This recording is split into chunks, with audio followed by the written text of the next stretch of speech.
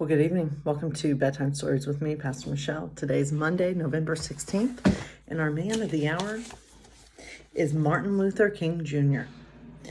He was one of the world's most prominent civil rights leaders and an inspiration to millions. As the president of the Southern Christian Leadership Conference, he pressured the U.S. government into passing the Civil Rights Act of 1964 and the Voting Rights Act of 1965. I quote MLK a lot. He is one of my heroes. So let's hear a Disney story, and it comes to you from Pocahontas, and it's called My Side of the Story. Perhaps you know the story of how Pocahontas and John Smith made peace between their people. Well, I've got much more interesting story for you, mine. My name is Percival, but my friends call me Percy.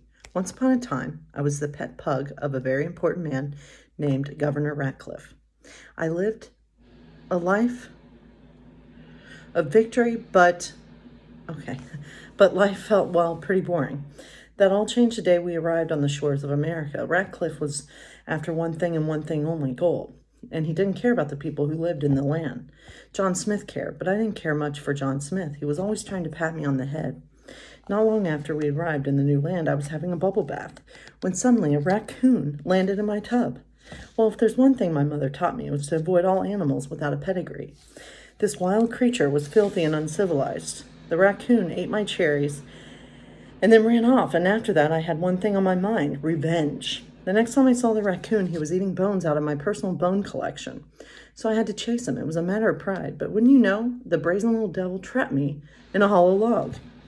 That's when I ran into John Smith and Pocahontas, and guess who was with them? That's right. It was that bone-thieving raccoon. He grabbed a little hummingbird and started waving it at me like a sword. It would have been funny if it weren't so annoying. And then the weirdest thing of all happened. A tree talked to me. Grandmother Willow said I shouldn't chase Minko. By chasing him, I had started trouble between us. Now it was time to stop the fighting.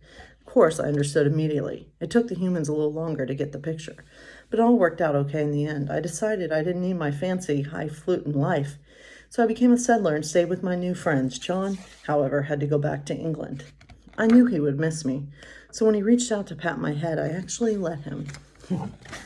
So there you have it, another story about that time.